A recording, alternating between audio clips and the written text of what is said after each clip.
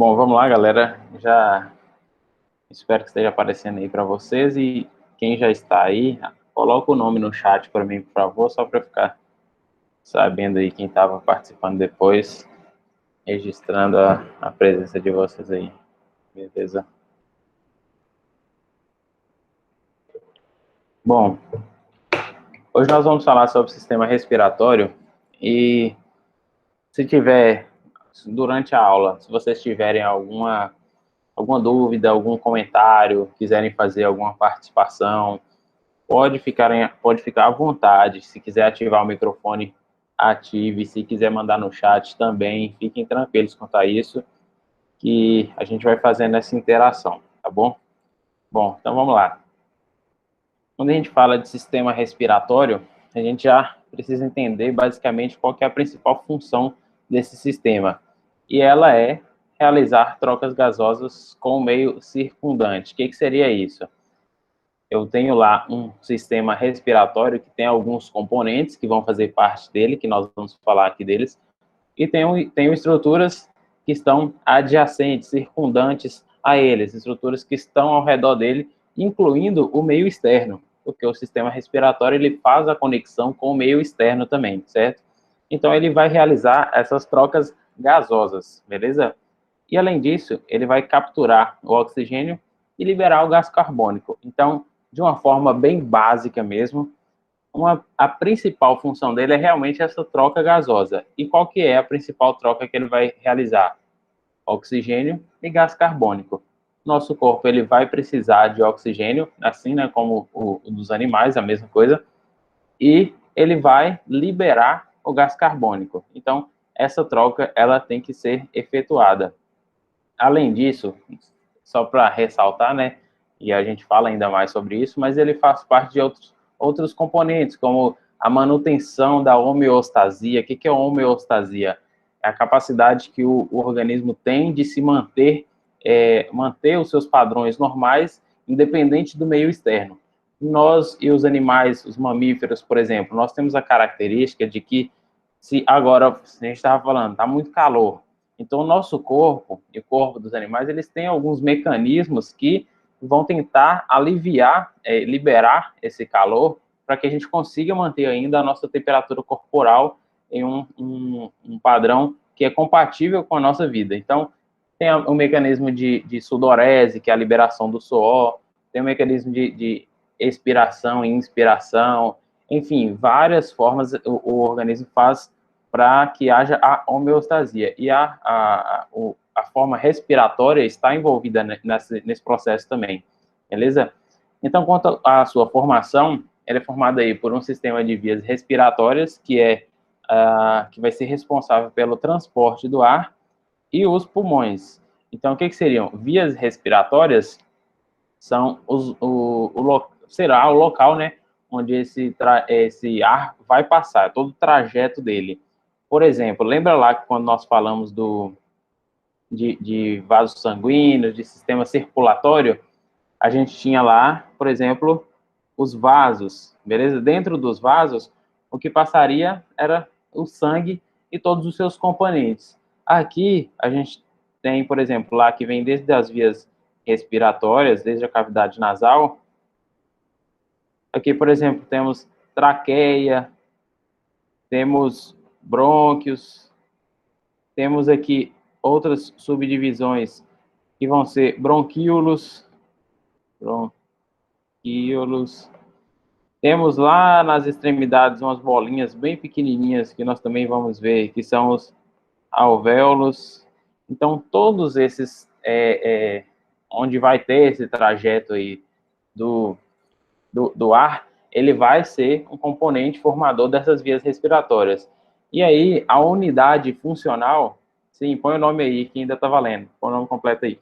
A unidade funcional vai ser o quê? Sempre que a gente fala, não sei se vocês lembram, por exemplo, a unidade funcional lá no sistema nervoso era o que era responsável por fazer receber o estímulo e elaborar uma resposta. Essa é a unidade funcional, que vai executar a função do sistema nervoso. Aqui, no caso das vias respiratórias, qual que seria a unidade funcional dessas vias?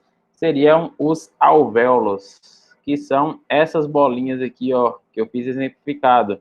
Claro que ela é uma estrutura muito menor quando comparada às demais, e aí teria que ser microscopicamente para a gente ver todos os seus componentes, mas a gente já sabe que ele existe, e ele vai ser o responsável por fazer a troca gasosa com a corrente sanguínea. Ou seja, se eu fizer, eu vou ampliar aqui, como se eu pegasse esse alvéolo ali, ó, e ampliasse ele nessa imagem.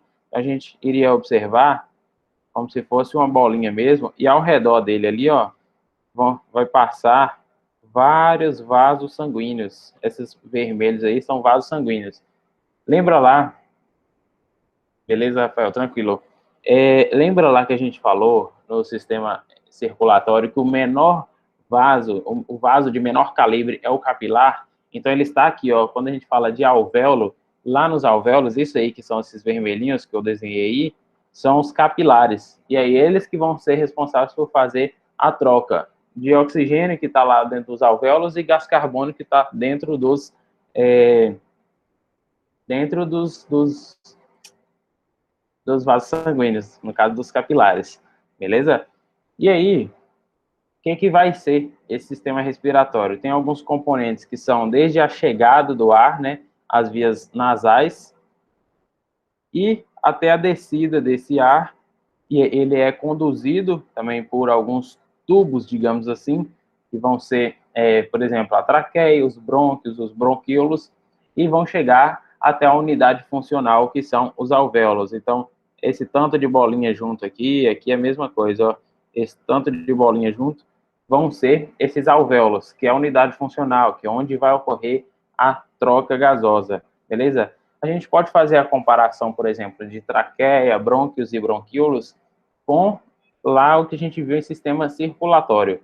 A gente tinha, por exemplo, vasos de grande calibre, por exemplo, artérias de grande calibre, artérias de médio calibre, arteríolas, vai se diminuindo até chegar nos capilares. A mesma coisa, veias de grande calibre, de médio, vênulas e capilares. Então, é como se essas estruturas fossem diminuindo o seu diâmetro. Aqui é a mesma coisa. A gente tem, por exemplo, a traqueia, que ela é maior, depois já se divide nos brônquios, que são menores, e ainda nos bronquíolos, até chegar lá nos alvéolos, que são ainda menores, certo? Então, vai fazendo essa diferenciação. E aqui, por exemplo, a gente falou lá de sistema digestório, nós falamos do esôfago, mas o que tem a ver? Pode pôr aí, pode pôr o nome aí. O que tem a ver o esôfago com a traqueia? Eles vão correr juntos aqui, ó, nessa região cervical, que é a região do pescoço, igual a gente tem aí no cavalo. O esôfago ele passaria exatamente aqui acima da traqueia, porém tem uma diferenciação. Ele é colabado. O que é um órgão colabado? Ele fica fechado, a não ser que tenha passagem de alimento ali dentro. Quando tem o alimento, aí ele se dilata e passa. A traqueia é diferente. Ela fica sempre aberta, sempre com o seu diâmetro exposto. Ou seja, ela tem lá, vocês vão ver isso específico em histologia, anatomia, mas é importante a gente ressaltar. Ela tem em seu constituinte uma estrutura que se chama anéis traqueais. Se eu vou exemplificar aqui, ó, como se ele ficasse dessa maneira aqui, ó. Isso é um corte transversal. O que é um corte transversal? Se eu tenho minha mão aqui, eu faço um corte transversal, eu faço um corte nesse sentido. Se eu tenho a traqueia aqui, eu faço um corte nesse sentido. Então, eu fiz um corte transversal e eu vejo assim, ó, esse que a gente observa aí, ó, azul que eu desenhei, é como se fossem os anéis traqueais. E eles são cartilaginosos. Então, ele é como se fosse uma cartilagem mesmo, e ele vai promover esse órgão, a abertura dele constante. Então, a traqueia fica sempre aberta, porque tem que ter a entrada e a saída, a passagem, né, desse ar constantemente.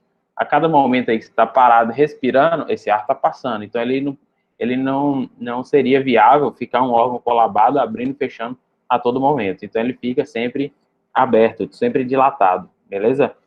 E aí vai passar por todo esse trajeto até chegar lá na unidade funcional, que são esses brônquios, que são os bronquíolos, enfim, e chega nos alvéolos, certo?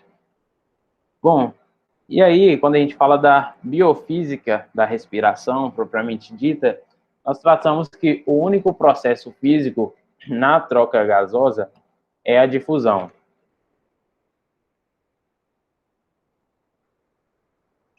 Quem chegou aí depois, não pôs o nome, pode pôr, viu? Tranquilo. O único processo físico vai ser a difusão. O que é difusão? A difusão vai ser realmente essa troca gasosa que ela vai ocorrer de um meio que tem uma diferente concentração, por exemplo, um meio que tem a presença de oxigênio para um meio que não tem. E é basicamente isso, diferenças nos gradientes de concentração. O que são esses gradientes de concentração? Aqui, ó, quando a gente fala de gradiente de concentração, é justamente como se fosse a quantidade de alguma substância, algum organismo, algum componente que vai ter dentro de alguma estrutura. O que eu estou querendo dizer? Vamos com calma que vocês vão entender. Ó. Só vai ocorrer troca gasosa se houver gradiente de concentração e pressão entre os gases. Então, tem que ter diferença. Se todo mundo fosse igual, a mesma concentração de oxigênio que tem no alvéolo fosse a mesma que tem no sangue, não ia ter troca gasosa nenhuma. Então, por ter essa diferenciação, é que tem a troca gasosa. Ou seja, só há absorção de oxigênio em ambientes com concentração. Sempre que vocês verem aí essas duas chaves, geralmente quer dizer concentração. É como se fosse uma forma de abreviar. Então, quando vocês acostumarem a ler algo sobre isso, então vocês vão entender aí, ó, sempre que tiver essas chaves, quer dizer concentração, certo? Então, se só há absorção de oxigênio em ambientes com concentração maior de oxigênio do que na corrente sanguínea.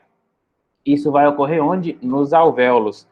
Pensa comigo, a respiração vem lá pelas vias aéreas, enfim, como a gente já falou, e aí, dentro do órgão desses animais, lá no caso dos alvéolos, a concentração, vou fazer aqui como se estivesse chegando do bronquíolo até um alvéolo. A concentração de oxigênio aqui dentro desse alvéolo, ela é muito maior do que no próprio vaso sanguíneo que passaria aqui ao redor dele. Vou pôr um outro vaso sanguíneo aqui, ó. Por isso, por ter essa diferença em gradiente de concentração e diferença também na pressão que tem ali dentro, é que ele consegue fazer essa troca. E, igualmente, acontece o seguinte, só tem a liberação do gás carbônico se houver uma concentração maior no corpo do que no ambiente. E o que acontece? Dentro do alvéolo, a concentração maior é de oxigênio. E dentro do vaso sanguíneo, a concentração maior é de gás carbônico.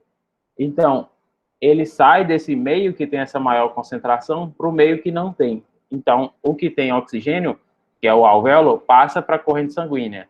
E aí a gente consegue a oxigenação do sangue.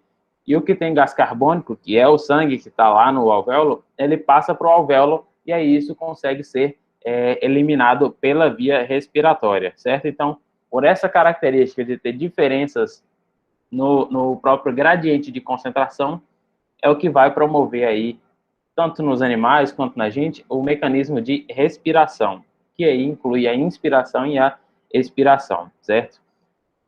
E aí, então, isso que a gente falou aqui é o processo de difusão, que é essa troca que ocorre. E ela pode ser auxiliada pelo movimento de massa, que a gente chama de convecção também. E o que é isso? O movimento de massa é basicamente quando você tem os movimentos respiratórios que eles vão fazer com que esse ar entre nos pulmões ou saiam deles, beleza? O pulmão, a gente trata ele aqui como se fosse um fole. O que é fole? Se você parar para pensar lá, por exemplo, uma sanfona ou acordeon, aquilo que tem no meio dele ali é um fole, onde quando você puxa, ele enche de ar, e quando você fecha, ele libera aquele ar. E aí, a partir dessa entrada e saída do ar, ele consegue gerar o som característico do instrumento, certo? E aí, a mesma coisa a gente traça comparando o pulmão a esse fole, ou seja, ele tem a característica de encher de ar, que é quando você está inspirando, e a característica de se esvaziar do ar, que é quando você expira, certo? Então, inspirar, você enche o seu pulmão de ar. Expirar, você libera esse ar, certo? E aí, quando se tem um mecanismo de inspiração, o pulmão ele força a entrada do ar. Quando tem um mecanismo de expiração, que é soltar esse ar, ele vai forçar a saída do ar, beleza? E isso, ele é feito em conjunto com alguns outros componentes, sejam eles membranosos, que é a pleura, que a gente vai ver, sejam eles musculares, que a gente sabe que tem músculos responsáveis por fazer isso. O pulmão, propriamente dito, o órgão em si, ele não teria essa capacidade de ficar forçando a entrada sozinho do ar e a saída desse ar. Ele precisa de outros órgãos que estão ao redor dele, seja ele muscular, seja ele membranoso, certo? E aí, essa entrada e a saída de ar vai fazer com que ocorra a troca para a corrente sanguínea, que é o que nos interessa, que é o sangue ter uma concentração ideal de oxigênio e a liberação do gás carbônico que foi trocado, que foi produzido, beleza? Então aqui, ó, nessa imagem, a gente consegue entender como que ocorre essa diferença entre os gradientes de concentração, como nós falamos, gradientes de concentração e a pressão que ocorre nesse órgão, beleza? Em todo o sistema como um todo. A gente tem aqui, ó, a entrada com o ar que vai ser inspirado e a saída com o ar que é expirado. Então, como que ocorre isso? O ar que vai ser inspirado, ele tem uma concentração maior de oxigênio do que uma concentração maior de gás carbônico, certo? Então, porque ele veio diretamente aí das vias aéreas e vai chegar até os alvéolos. Então, sempre que a gente inspira esse primeiro ar que está entrando aí, ele tem uma alta concentração de oxigênio e uma alta pressão de oxigênio. Lá, a gente falou de diferenças de gradiente de concentração e diferença de pressão.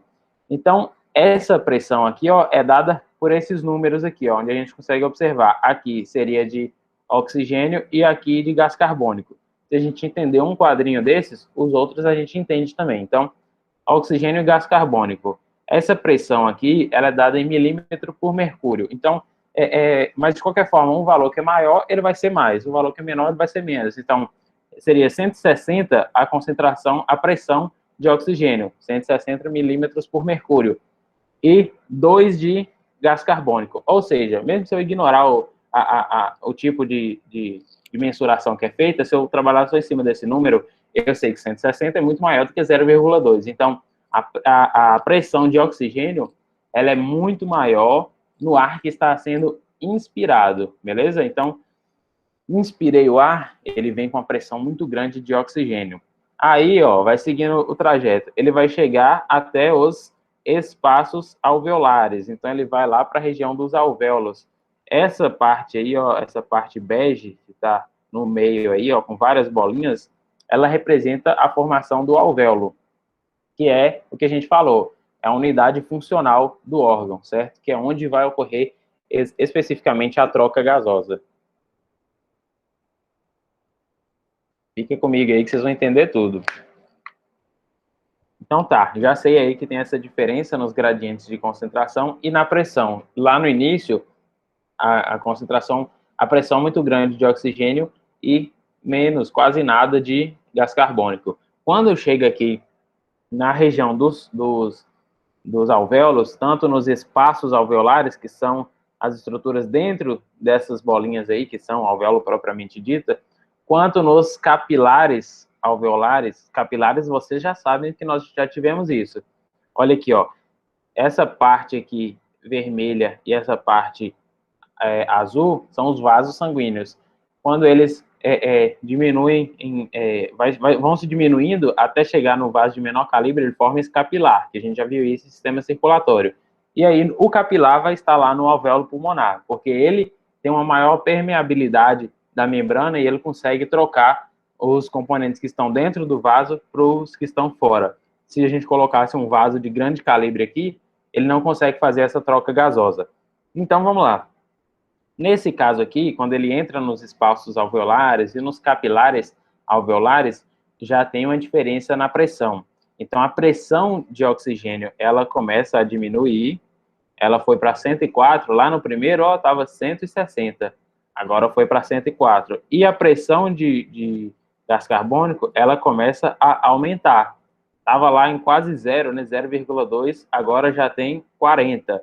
Então, já está aumentando, porque a partir daqui, ele já tem contato com o sangue, e o sangue ele tem uma quantidade maior de gás carbônico do que apenas o oxigênio que vem, a concentração de oxigênio que vem pela via respiratória. Aqui, ó, se ele vai seguindo esse trajeto, ele vai até a região das veias pulmonares e artérias sistêmicas, que vai para o corpo mesmo. Aqui ele se mantém a sua concentração e pressão. Então, a pressão 104 de oxigênio e 40 de gás carbônico.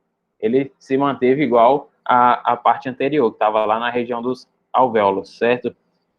Aí ele vai passar aqui para os capilares sistêmicos, que é onde ele vai trocar, fazer as trocas, né, com o corpo. Esse aqui, ó, ele fez a troca lá em cima com os alvéolos.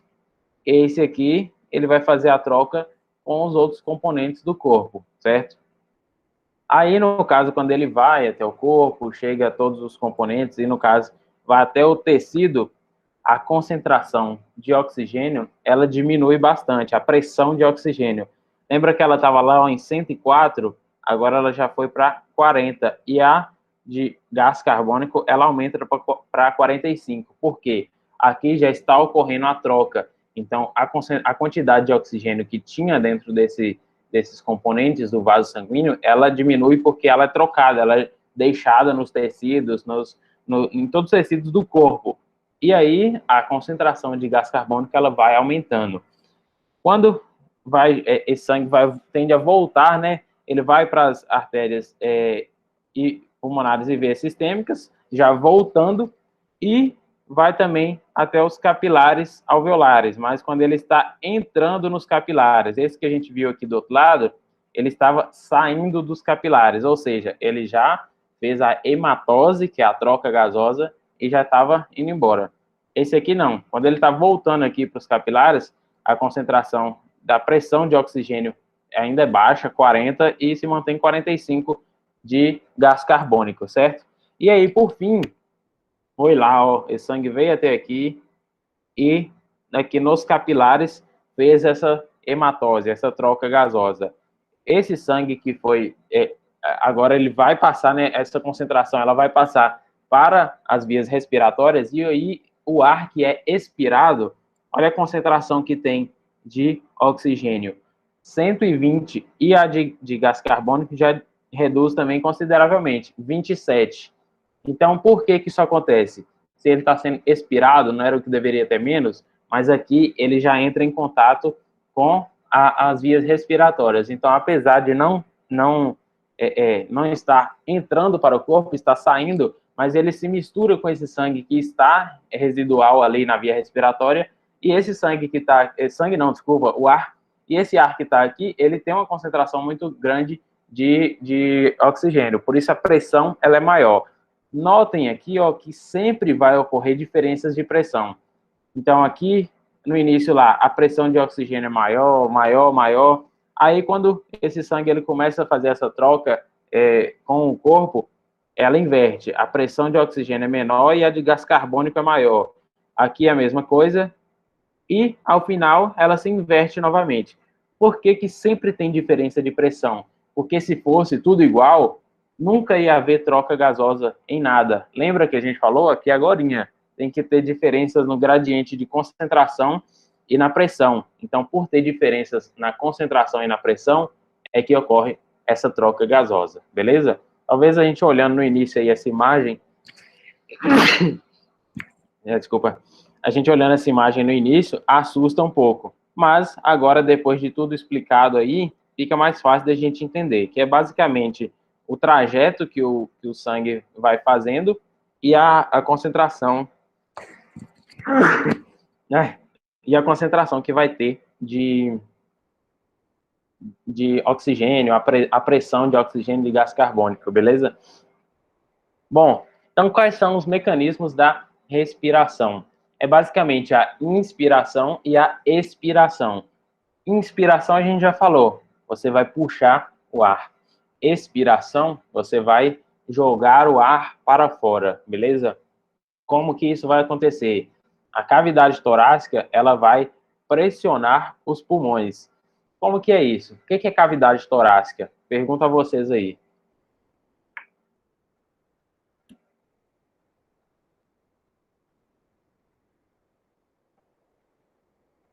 Deve ser tudo que está na parte interna do tórax. Isso, muito bem. Cavidade torácica, se é cavidade, você já imagina que é um espaço, algo do tipo. Então, ela vai ser o espaço que tem dentro do tórax. E o que delimita o tórax, principalmente as costelas aqui, certo? Então, embaixo das nossas costelas aí é o nosso tórax, beleza? E aí, essa cavidade torácica, ela vai pressionar os pulmões. E como que isso ocorre? Tem a contração do diafragma. Quem que é o diafragma? Ele é um músculo, ó, vou fazer aqui, vou tentar fazer, vai.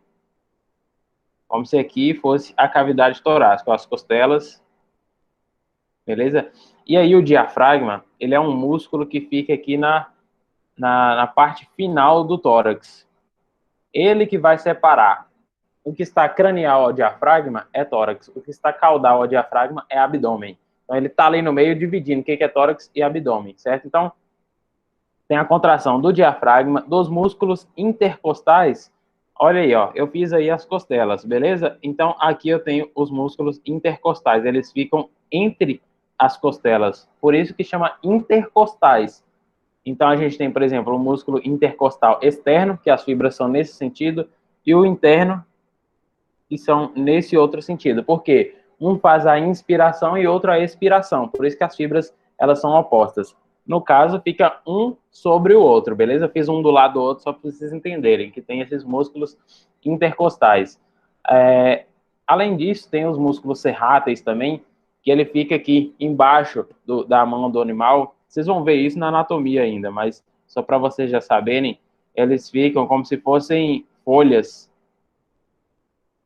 nesse sentido, e vão ajudar, serrátil dorsal cranial, dorsal caudal, ventral, todos eles vão ajudar na respiração. Então, toda essa parte muscular, ela ajuda na respiração. Por quê? O pulmão, propriamente dito, como aqui, ó, vou desenhar como se fossem os dois lobos pulmonares, dois pulmões, né, direito e esquerdo. Ele não tem no seu interior, no seu parênquima, na sua constituição, um músculo específico para ficar realizando a sua expansão ou a sua diminuição, né, a sua expulsão de gases. Por quê? Quem vai fazer isso vão ser os órgãos da cavidade torácica. E aí a gente tem principalmente aí diafragma e intercostais, certo? Eles vão diminuir a pressão pulmonar a menos 2 milímetros por mercúrio com relação à pressão atmosférica. Então, o ar vai entrar. Então, quando você tem uma pressão negativa, ele meio que vai puxar esse ar para dentro. Com essa pressão, esse ar consegue entrar. Esse é um mecanismo de inspiração, certo? Quando esse diafragma, ele vai deslocar como se fosse caudalmente. Então, quando ele contrai, é como se ele estivesse fazendo esse outro sentido aqui. Não sei se vocês já viram, tem alguns experimentos onde a pessoa vai lá e coloca um balão dentro de uma, sei lá, de um copo, alguma coisa fechada, uma garrafa fechada, e embaixo, assim, tem uma membrana, que pode ser de um outro balão também, que é fixo. Quando você puxa aquilo ali, automaticamente o balão enche, porque a pressão diminui e ele traz o ar que está fora para dentro. É isso que acontece com nossos pulmões. O diafragma, quando ele contrai, ele joga o ar ali para dentro, beleza? E aí, na expiração, é o contrário. A expiração, quando você está em repouso, por exemplo, se você está aí deitado assistindo essa aula, você está em repouso, ou sentado também. Ela vai ser um processo passivo. Quando a gente fala processo passivo, é aquele que vai gastar pouquíssima energia. Se for um processo ativo, é aquele que você precisa ficar forçando para que ela saia, entendeu? Não é o caso. Se você forçar, ele se torna ativo, mas se você é em repouso, aí ele é um processo passivo. Então, o diafragma, que é o nosso amigo ali, ó, que estava lá em cima, ele vai retornar ao posicionamento inicial, que é relaxado, os músculos intercostais também. Então, a pressão se torna positiva, que é essa aí, ó, 4 milímetros por mercúrio, e aí o ar sai. Pressão negativa, o ar entra. Ele puxa o ar que está de fora. inspiração, infla os pulmões. Expiração, ele sai o ar. E aí, como que eles vão inflar? A gente já viu aí, por exemplo, que tem um mecanismo dos músculos intercostais, do diafragma, só que eles vão fazer a contração. Só que como que o pulmão, propriamente dito, ele vai inflar? A gente tem uma estrutura que se chama pleura. Essa pleura, ela fica aderida nos pulmões na presença de um líquido, que é o líquido pleural. E aí vai ter uma pressão lá dentro, que ela geralmente é negativa. Então, vou fazer aqui, ó, como se fossem os pulmões, certo? De um lado e do outro. Então, essa pleura, ela vai envolver o pulmão. Ela fica exatamente onde eu estou passando, bem próximo ao pulmão. Essa aqui é a pleura visceral. E tem uma ainda que ela passa mais externamente. Ela vai ficar mais próximo à cavidade, à parede do tórax. Então, essa outra pleura aí, que é mais externamente, ela se chama pleura parietal. E aí, por ter o contato direto com essas pleuras, é que o pulmão consegue ser tracionado, né, para fora, para inflar, ou quando se regride, esses músculos contraem novamente para que a pressão altere, no caso, fica uma pressão positiva, ele consegue expelir esse ar, certo? Então, essa pleura que a gente falou aí, ó, ela fica conectada com os músculos intercostais, na parede do tórax. Lembra deles aí que a gente falou anteriormente? Então, ele fica preso lá, ou seja, se o tórax infla, ele puxa o pulmão junto com ele. Se ele desinfla, ele empurra o pulmão de volta. Então, é por isso que a gente consegue observar essa diferença aí na respiração. Beleza? Então, dentre outras funções, lembra que no início a gente deu um aparato geral, ou seja, função, trocas gasosas. Mas aí ele tem outras funções além disso, como a condução do ar, a própria limpeza, que ele tem a presença de pelos, cílios, células calciformes, macrófagos alveolares, todos eles vão fazer mecanismos de limpeza. E, inclusive, esses pelos aí que tem no nariz, enfim, os animais também têm alguns, que eles vão auxiliar também como se fosse na filtração desse ar. Tudo isso tem uma função. E, além disso, aquecimento ou resfriamento e umidificação. Se você está num lugar que está muito frio, que não é o caso agora, esse ar ele vai entrar nas suas vias aéreas, na parte nasal, ele vai ser aquecido antes de ir ao pulmão. Então, por passar em várias partes aqui, ele vai aquecendo até chegar ao pulmão. E aí, além disso aí, ele pode fazer o contrário, que é o resfriamento também, caso o ar esteja mais quente, certo? Então, ele meio que, ao passar na região da narina mesmo, ele começa a jogar a temperatura do corpo para a temperatura do ar, beleza? Isso, ela auxilia na formação do muco. Mandou aí no chat. E aí, além disso, a gente tem principalmente, né, as trocas gasosas, que é o que a gente chama de hematose, que é realmente trocar o que a gente já falou lá, até na diferença de pressão, enfim, tudo aquilo. Outra função, fonação. O que é fonação?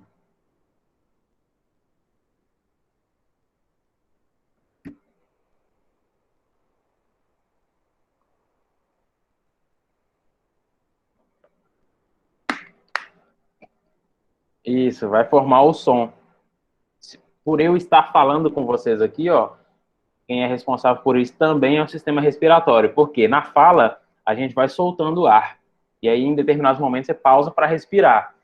Você respira e começa a soltar o ar de novo, formando o som. No caso do animal, ele não fala especificamente como a gente, mas eles também têm a liberação dos sons específicos de cada espécie. Então, faz parte disso. A olfação, né, que é sentir o cheiro, regulação de temperatura, equilíbrio ácido básico, ou seja, tem vezes que o animal pode entrar em acidose respiratória ou alcalose respiratória, e até mesmo excreção de drogas e de substâncias químicas. Por exemplo, tem algumas anestesias que a gente dá que são inalatórias, ou seja, ela entra pela via respiratória do animal e ela também é excretada pela via respiratória. Algumas drogas, né, no caso, drogas que eu falo são fármacos, medicamentos. Vocês vão ver aí na medicina veterinária que esse termo drogas ele é usado para isso, que são esses medicamentos, fármacos que a gente usa, e não drogas como é conhecido aí. Então, a excreção de alguns medicamentos, fármacos, é feita pelo sistema respiratório. Então, tudo isso aí é componente dele, tudo faz parte desse sistema. E aí, quais são os principais constituintes? A gente vai ter uma porção condutora, que seria a entrada dele aqui, ó. Por exemplo, entra lá na cavidade nasal, então aqui seria a parte externa, inspirou, passa a cavidade nasal, vai até a região da nasofaringe, desce aqui a laringe, depois a traqueia, esse aí que a gente vê no pescoço, a traqueia, os brônquios e os bronquíolos. Então, os brônquios são esses maiores que estão lá no pulmão, os bronquíolos são como se fossem as ramificações. Então, nesse trajeto aí, vai ter o transporte, a filtragem dele, a umidificação, vai ter o aquecimento, tudo isso antes que ele alcance realmente lá os pulmões, certo? E aí a gente tem a porção respiratória, que ela é uma porção de transição, que a gente vai ter os bronquíolos respiratórios, certo? E as porções terminais da árvore brônquica.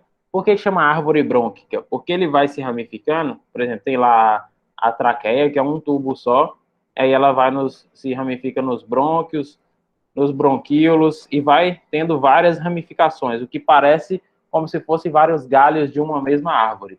Então, por isso que chama árvore brônquica.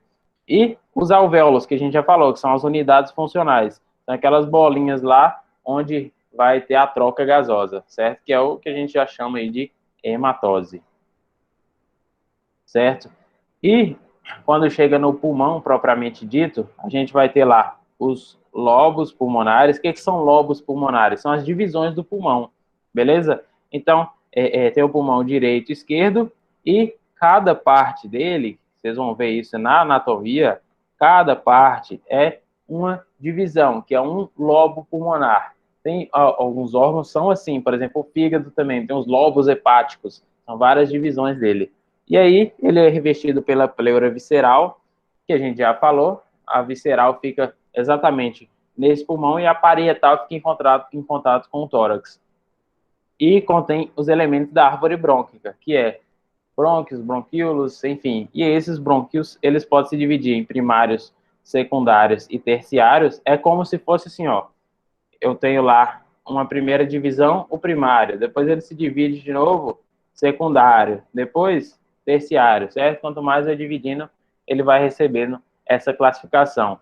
Os bronquíolos, nesse sentido aqui, onde nós estamos falando, ele vai diminuindo o seu lúmen, ou seja, ele vem de um determinado diâmetro, divide em bronquíolos, primários, secundários, terciários, e até chegar a unidades menores, certo? Que são os bronquíolos respiratórios, os ductos alveolares, que são bem fininhos, que vão levar até os sacos alveolares, que são os alvéolos. Então, presta atenção, talvez é muito nome aqui, mas vocês vão entender. Então, é como se fosse uma ramificação, ó.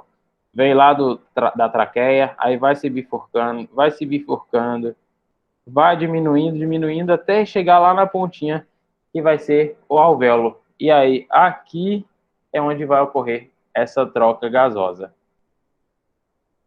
Então, basicamente, o sistema respiratório, ele segue essa linha, ou seja, entra lá na cavidade nasal, passa na região de faringe, laringe, traqueia, pulmões.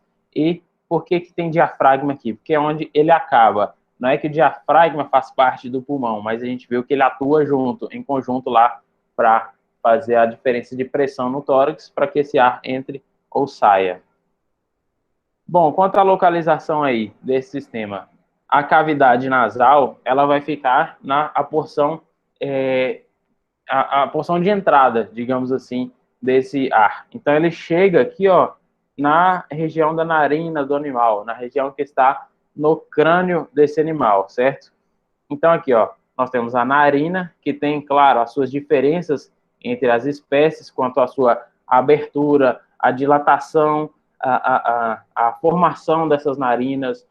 Tem algumas espécies que a narina ela é como se fosse fundida com os lábios, como no caso do bovino aqui, ó, você vê a narina dele aqui e ao mesmo tempo aqui já tem a formação do lábio, então não tem uma diferenciação muito grande, enfim, essas particularidades vocês vão ver na anatomia, mas já é importante a gente saber que a narina, ela é a parte onde vai ter essa chegada do ar. E aí, logo em seguida, passa ao septo nasal. E aqui, a gente também tem diferenças entre as espécies. Bem-vindos à medicina veterinária, é isso, é estudar várias espécies com suas diferenças, não tem quase que nada igual. Claro que um mecanismo fisiológico pode ser igual entre as espécies, mas cada uma vai ter sua particularidade.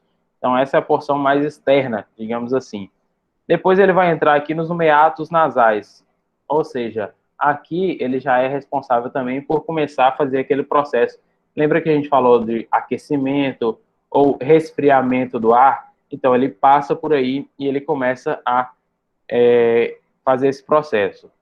Os ossos que estão envolvidos aí vão ser o incisivo lá na ponta, ó, o incisivo aqui, o nasal lá em cima e esse maior todo aqui é o maxilar, beleza? Então, internamente a esses ossos, a gente tem todo esse processo aí, que ocorre a passagem do ar. E, além disso, a gente tem também os seios paranasais, que eles também vão atuar aí aquecendo o ar, onde ele vai passar internamente aí nessa região dos seios, ele vai dar leveza à cabeça e auxilia também na fonação, ou seja, a passagem do ar por esses seios nasais é o que vai formar o som para expressar, né, algum sentimento, algum comportamento, alguma situação. E aí a gente tem ainda a região de faringe e laringe, que é como se fosse a transição entre a região da cabeça, e a região do pescoço do animal. A faringe, ela é dividida em duas. A orofaringe, que é essa de vermelho aí, ó. Essa orofaringe vai ser onde vai passar para as vias digestórias, ou seja, ela vem da boca, esse corte aqui que a gente está vendo, ó, isso aí é a língua do animal, beleza? Então, aqui é a cavidade oral propriamente dita, esse espaço que tem aí. E no caso do verde aí, ó, é onde vai para a via respiratória, os pulmões. Ele tem um lugar lá onde ele vai chegar e vai ou para o pulmão, ou para a traqueia, ou para o esôfago, certo? Que é quando, por exemplo, chega aqui, você deglute, você está tomando uma água, por exemplo, você deglute, ela vai passar para o esôfago. Se você está só respirando, você está passando esse ar para a traqueia. E nesse ponto aqui, ó, elas comunicam entre si, beleza? Por isso que de vez em quando você passa uma coisa aí, sei lá, você engasga, é que o alimento passou, por exemplo, para via respiratória, aí você tosse, enfim, que é um mecanismo de defesa e tudo, e faz parte desse processo. Aí, nesse local aqui, lembra que a gente falou que tem a nasofaringe, a orofaringe? Aqui a naso, ela tem que vir da região nasal e jogar esse ar para dentro da traqueia. E quem é responsável por fazer a abertura ou fechamento da traqueia é essa aqui, ó, a epiglote. Se ela pode ou abrir ou fechar. Quando ela abre a traqueia, passa o ar. Quando ela fecha, a gente está deglutindo, comendo alguma coisa. O animal, quando ele é neonato, ele consegue mamar e respirar ao mesmo tempo, por alterações nessa região aqui, ó. Então, a laringe desses animais, ela fica um pouco mais alta, digamos assim. E aí ele consegue, ao mesmo tempo que ele respira, ele consegue mamar. Mas, à medida com que esse animal se desenvolve, ele perde essa função. Então, você, aí, ó, se for comer alguma coisa, você tem que respirar primeiro, depois comer. É tanto que quando a gente está gripado, com o nariz entupido, você fica com falta de ar para comer, porque você não consegue fazer as duas coisas ao mesmo tempo. Ou você engole algo, ou você respira, por causa disso. Então, as cartilagens que tem lá são responsáveis por isso. A epiglote, a tireoide, a aritenoide e a cricoide, beleza? E aí, passando por elas, a gente entra aqui, ó, nesse tubo, que é a traqueia propriamente dito. Quanto à localização, ela vai ter uma parte que fica na região cervical, que é no pescoço do animal, e uma parte que adentra ao tórax. Quando ela adentra ao tórax, ela já meio que está próxima ali à região do pulmão. Aqui a gente viu a região da laringe com as cartilagens, e aqui, essas partes azuis aí, ó, que vocês estão vendo, são as cartilagens traqueais. Elas que vão permitir a essa traqueia dela ficar sempre aberta, sempre dilatada, para que o ar consiga circular ali tranquilamente. A partir daqui, ó, nessa região aqui, já teriam os pulmões, que é onde tem essa bifurcação, igual a gente consegue ver nessa imagem aqui ao lado. Então, ela vem a traqueia como um tubo único, né? E aí ele já se divide em os brônquios, e tá vendo que ele continua se dividindo? Aí são os bronquíolos, até chegar nos alvéolos. Aqui é o trajeto dela, então a parte cervical, que fica no pescoço, e parte torácica, que já adentra a região do pulmão mesmo. Depois chega até os pulmões, que eles estão localizados dentro do tórax desse animal. E aí, quanto à localização, eles ficam entre os arcos costais, né? Então, isso aqui, ó, que a gente vê, toda essa parte aqui, são as costelas do animal. E isso vai formar o que a gente chama de arco costal. E aí, internamente a ele, claro que tem toda a parte de músculos que cobre esse tórax e algumas outras membranas, como a pleura, e aí dentro deles a gente tem a presença dos pulmões. Então aqui, ó, só a critério de identificação aí para vocês. Traqueia lá em cima, certo? Já veio lá da região de laringe, enfim. Chega na traqueia e já se bifurca aqui, ó. Vai cada um para um lado. Aqui ele começa a se dividir em várias outras bifurcações, que são os brônquios e, mais internamente, mais divisões ainda, são os bronquíolos. Aqui a gente já chega no legal, ó. Lembra que eu falei para vocês da unidade funcional? Então, a mesma coisa, a traqueia, brônquios e essa... Lembra que eu falei para vocês da árvore brônquica? Aqui, ó, essa imagem exemplifica bem. Não parece realmente uma árvore, como se fossem vários galhos? Então, é por isso que ele é também conhecido como árvore brônquica, porque são várias ramificações desses brônquios. E aqui é só uma questão de formação para vocês. Os órgãos, eles podem se classificar, por exemplo, em parenquimatosos ou, por exemplo, em órgãos ocos. O que é um órgão oco? A bexiga, o intestino, o estômago, os órgãos que têm cavidade, o coração. E, no caso, os órgãos que é como se ele estivesse totalmente repleto pelo seu tecido, ele é um órgão parenquimatoso. Se eu pego, pensa comigo aqui, ó. Se eu pego uma bexiga e abro essa bexiga, eu faço um corte nela, eu vou ver que tem um espaço ali dentro dela, que é onde armazena a urina. Se eu pego o fígado, por exemplo, e faço um corte no fígado, eu não vejo espaço nenhum. Tudo que eu vejo é o tecido do fígado ali. Então, ele é um órgão parenquimatoso, que o parênquima dele, o constituinte dele, ocupa todo aquele órgão. No caso do pulmão, ele é considerado um órgão pseudoparenquimatoso. Por que pseudoparenquimatoso? Porque ele não é completamente repleto pelo parênquima. Na verdade, ele tem o seu parênquima, mas aqui, ó, tá vendo que tem essa árvore brônquica? Então, essa árvore brônquica ocupa um espaço ali também, o que não torna ele um órgão oco. Se você cortar um pulmão, ele não vai ter um buraco ali dentro dele. Ele vai ter vários tubinhos que são esses brônquios. Então, pseudoparenquimatoso, tá bom? E aí, ó, aqui um aumento, né, dessa imagem, a gente tem os bronquíolos, e aí chega nesse tanto de bolinha aí que vão ser os alvéolos. Vocês estão vendo que tem umas fitas aí, ó, passando ao redor? Essas linhas, essas fitas, são os capilares. E aqui é a mesma coisa, ó, cada alvéolo ele tem uma grande quantidade de capilares passando neles, justamente porque aqui é onde vai ocorrer a troca gasosa. Então ele precisa de ter a presença desses capilares aí. Aqui, ó, fica até mais fácil de a gente entender.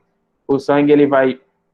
O sangue não, o oxigênio, ele vai chegar, né, no ar, com o ar que é inspirado, e aí aqui, tá vendo que essas bolinhas são os alvéolos, e essas ramificações aí são os capilares, que vão ficar envolvendo eles, porque ali tem que ter a troca gasosa.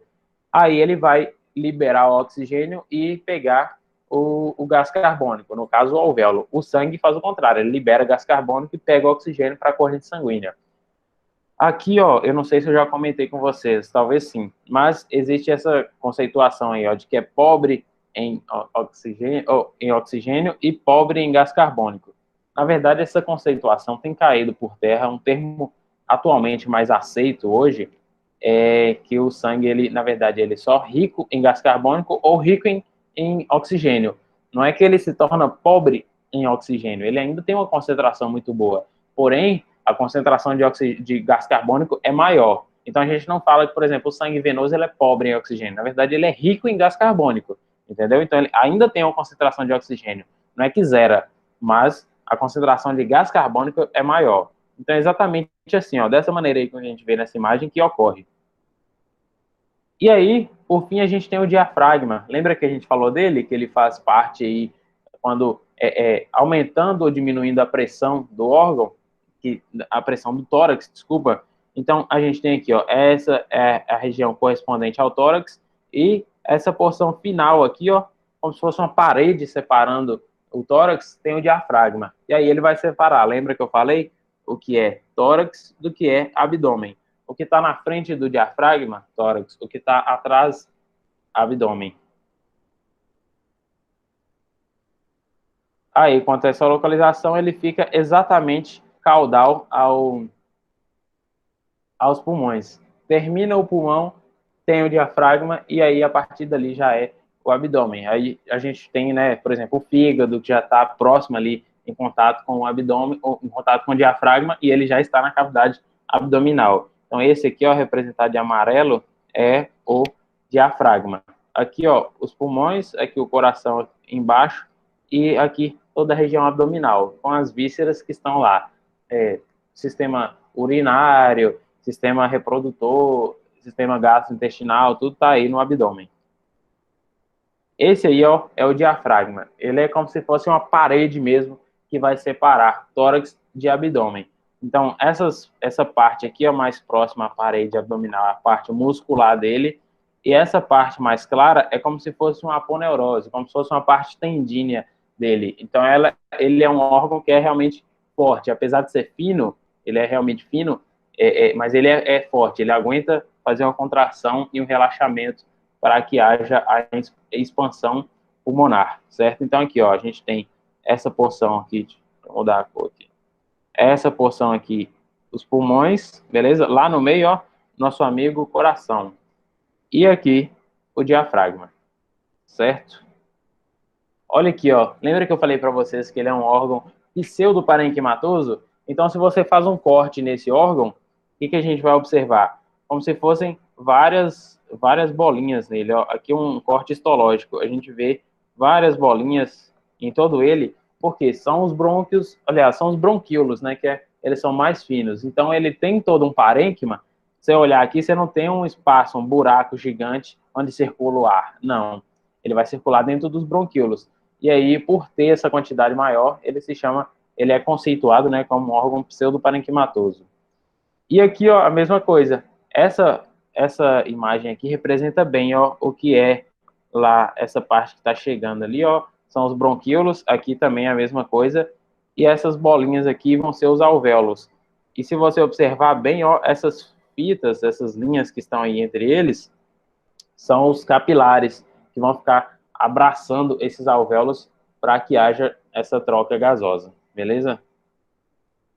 Ô, João. Ai, que susto. Fala. No caso do pulmão lá, você poderia voltar naquela imagem, por favor? Quando acontece, no caso, o perfuramento do pulmão, o que vai acontecer através disso? Que isso é muito comum, né, principalmente em cachorros pequenos, que quando briga com um cachorro maior, mordida geralmente fura o pulmão. Uhum. O negócio de perfurar o pulmão, o problema não é só o pulmão, é o tórax. Lembra que eu falei para vocês lá que tem a diferença de pressão? Então, o tórax, quando vocês forem ver cirurgia torácica, algo do tipo, o tórax ele é problema, meu amigo, porque ele tem que ter uma pressão ali dentro, e essa pressão ela tem que ser respeitada, porque lembra que a gente falou que tem que ter uma pressão negativa para que entre o ar e uma pressão positiva para que esse ar saia. Então, se tem uma perfuração ali do pulmão, consequentemente perfurou o tórax, e aí essa pressão ela já fica alterada, beleza? Então fica mais difícil até para mecanismos respiratórios desse animal. E aí, o que vai acontecer, quando você tem qualquer lesão no pulmão, é que você vai perder uma parte desse órgão. Vai ter o sangramento? Vai. Isso é fato. Só que a maior dificuldade ali, o maior problema, na verdade, é você perder tecido viável para que... E aí aquela parte que você perdeu de tecido, ele não vai fazer troca gasosa, não vai fazer a respiração, a inspiração, a expiração e a troca gasosa. Então, dependendo da parte que você perdeu, ou no caso, né, o animal perdeu, isso vai ser incompatível com a vida. Mas se for apenas uma lesão superficial, os demais órgãos, não, os demais lobos, as outras ramificações dos brônquios, dos bronquíolos, elas conseguem atender bem a essa lesão, beleza? E isso não só em briga, por exemplo, vocês vão ver na patologia que tem a formação de neoplasias malignas, tem vezes que isso pode causar metástases nesse pulmão, formação de neoplasias, e isso dissemina por esse órgão. Então, cada lesão que tem, cada formação de uma neoplasia, ela é uma área ali que esse órgão perde a sua função. Então, em um determinado momento, isso pode ser incompatível com a vida. Se for algo mais superficial, se for tipo uma lesão de uma parte assim específica do órgão por uma briga, se der uma neoplasia aqui específica, ele ainda assim ele consegue os demais tecidos que estão saudáveis, os demais brônquios, bronquíolos, alvéolos, eles conseguem exercer sua função normalmente. Mas se isso chegar a um quadro mais avançado, onde a perda desse tecido é muito maior, isso é incompatível com a vida do animal. Beleza? Não sei se é isso que você queria saber. Beleza, é isso mesmo. Ah, então tá bom. Obrigado. E aí, aqui, imagina, aqui é só a critério de informação para vocês. Não vou me ater a essa parte, vocês vão ver isso na anatomia. Mas, lembra que a gente falou que tem os lobos, tem as divisões? E aí, isso é medicina veterinária, meus amigos. É você ter diferença entre as espécies. Enquanto, por exemplo, se eu for estudar anatomia humana ou fisiologia, enfim, estuda um ser. No caso nosso, não. Cada ser é individual, ele tem uma diferença. Então, aí, quanto à lobação, ou né, a divisão desses lobos, a gente tem, por exemplo, equino, bovino, cães, gatos e suínos. No caso, o cão e o gato, geralmente, dentre as espécies, é os que mais se assemelham, por mais que existam diferenças entre eles. Mas, por exemplo, o bovino e o equino, por serem animais de grande porte, tem nada a ver um com o outro. Muita diferenciação. Já o cão e o gato tem muita coisa que é semelhante. Então, cada parte desse aqui vai ser um lobo, vai ter uma especificação e uma nomenclatura. Não vou adentrar isso, porque vocês vão ver isso na anatomia, mas só para vocês já saberem que existe. Aqui é a mesma coisa, a gente consegue observar a diferenciação quanto a essa lobação. Geralmente, há uma lobação maior nos carnívoros, né, no caso dos cães e dos gatos, e, dentre eles, uma lobação menor lá nos equinos, que ele, você observa aqui, ó, quase que todo é um só lobo. Já esse outro aqui, ó, cada fissura dessa, cada parte que está entrando aqui, é um lobo diferente. E aí, no cão, a mesma coisa, ó.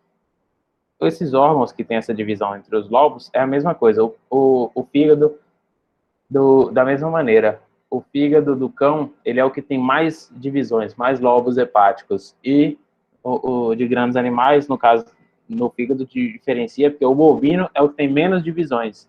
E aqui é o equino, beleza? Então, enfim, só para vocês entenderem que existem essas diferenças entre as espécies, mas o mecanismo de respiração, as alterações de gradiente de concentração, de pressão, é a mesma coisa, beleza?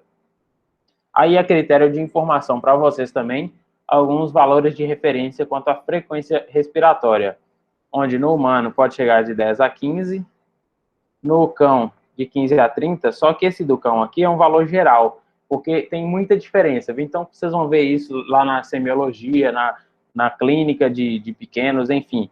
Por quê? Geralmente, quanto menor é o organismo, menor é o ser, maior é a frequência. Independente se era cardíaca, respiratória. Se você pega, por exemplo, um roedor, um pequeno roedor, a frequência desse animal é muito mais acelerada, porque o metabolismo dele é acelerado. Agora, se for animais muito grandes, geralmente esses animais têm a frequência diminuída. Então, você compara aí, ó, o cão, o gato aqui, ó, também, certo? Com o do equino. O equino, olha só, o animal muito maior do que comparado ao gato e a frequência muito menor.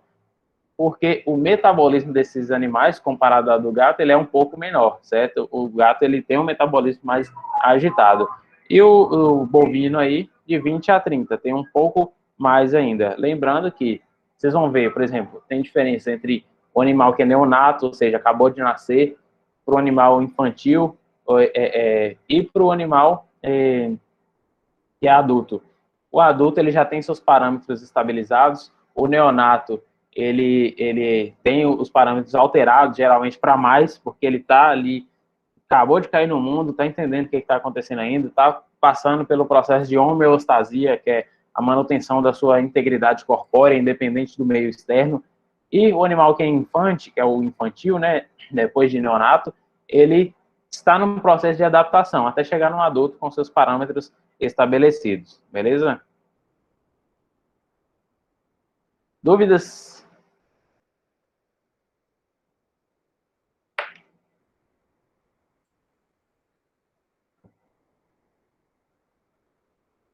Sim, não?